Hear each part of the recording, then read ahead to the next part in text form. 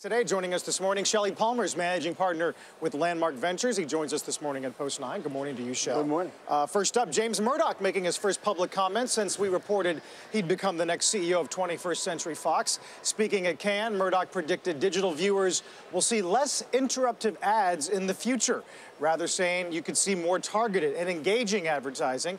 Murdoch also saying in 5 years, we won't be able to differentiate between traditional TV and streaming. Says in streaming, you're not competing against that night shows, but against everything that's ever been made. Certainly anyone who's ever fired up Netflix knows that's exactly true, Shell. You know, in practice, nothing about this is news. What is important for investors to think about right now is that consumers don't care at all how they get their content. Consumers just want their content. And what James is really saying is what everybody knows. The question is, if you are a platform business like a cable group, or you're a broadcast network, or you're just a content provider, there really have only ever been three business models. I pay, you pay, or someone else pays. That's not going to change. And so can a business whose business has been defending a platformic way of distributing content now actually make money on the content itself when the advertising revenue is going to be really hard to get a hold of? So we're looking at a decline in advertising revenue. We're looking at a targeted audience that may be worth more, but it's smaller, so scale advertisers have problems. There are lots of transitional things in James' statement that have to be taken into consideration. Nothing he said was news, but it's all news if you own a network, if you own a cable, if you own cable stocks. It's all like, wow, these guys are built to do what they're doing. Now I'm not sure I completely buy what he's saying, though. I mean, are you really competing with, 20-year-old episodes, more than 20, of Happy Days? I mean, really? Because our consciousness is defined by what's new to some extent, right? Like Hulu and Seinfeld would disagree, right? How many tens of hundreds of millions of dollars paid to make that and go, Seinfeld is special, which is why it's such a big deal for Hulu. But you're not really competing with everything, are you? John, here's the thing. You're competing with some tentpoles and the new stuff. We have in our world an attention deficit, meaning we only have so many hours a day we can do anything. Every piece of media, everywhere on the earth, is competing for our attention. And so when there are more choices, the problem isn't that Seinfeld is worth this or Gone with the Wind is worth that. It's that if too many people are doing whatever they feel like doing and not doing what you need them to do, even if you can target them, their mindset, to your point, may not be in the right place. So in order to get buzz, you need a critical mass. To get a critical mass, you need a scale of people. And remember, the advertisers we're talking about specifically need scale. It's wonderful to have a little niche business. I'm selling special toothpaste. I'm selling organic this.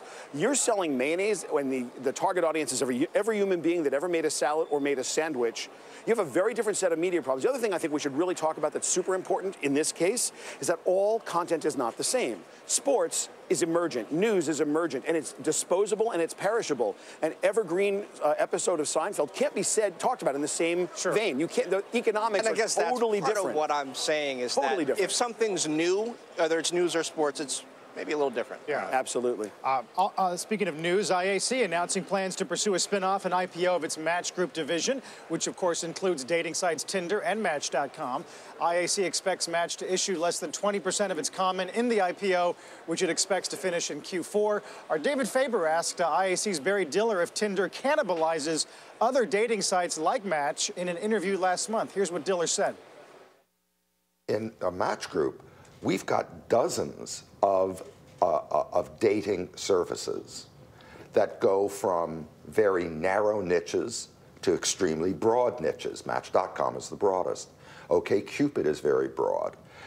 They all probably eat off of each other, but the thing is people tend to use multiple services. Talk about a collection of niche businesses No Diller question. has assembled, right?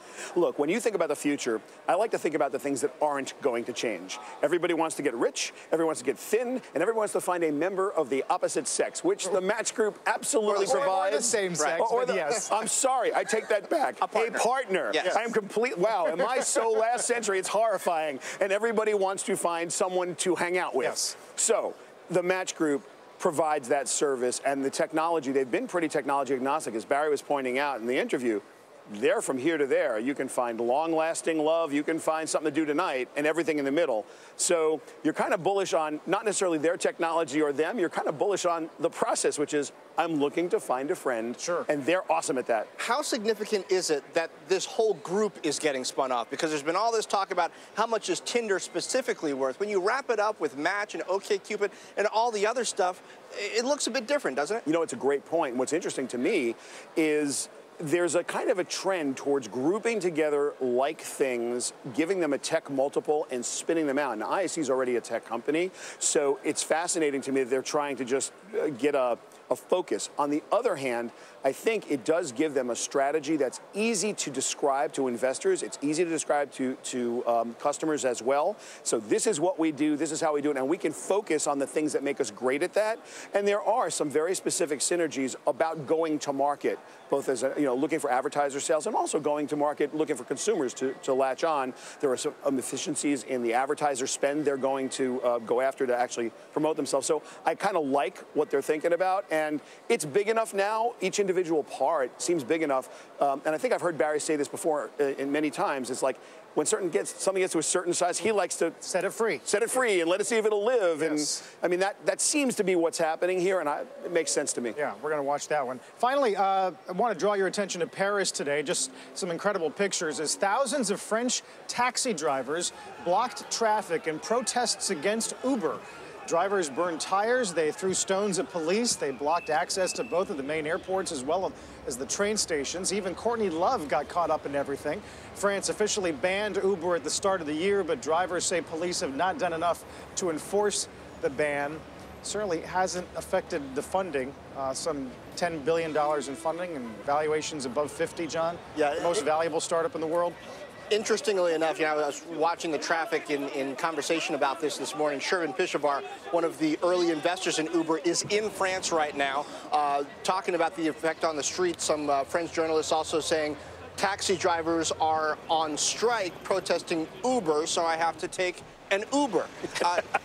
I mean, you wonder exactly how you fight this on the street if you're a French taxi driver. To what extent is this just inevitable? Honestly, these guys are all on the wrong side of history. You know what would have been interesting if the French government says, oh, here's our version of a meta service. We're going to have a great hailing app, and you guys are all going to become part of the 21st century. What they're doing is they're trying to defend the old world, and we see it every place where Uber's coming in. If this isn't the classic definition of disruptive technology, we don't have one. And it's important and personal to the cab drivers because in their world, Uber's taking money directly from their pockets, food directly from their tables, but they don't have an alternative system that's being offered to them, right? It's fight Uber and live the old way. I think ultimately these guys are on the wrong side of history. I think everybody against a meta service is saying, I want inefficiency over efficiency. That's not the way the world works.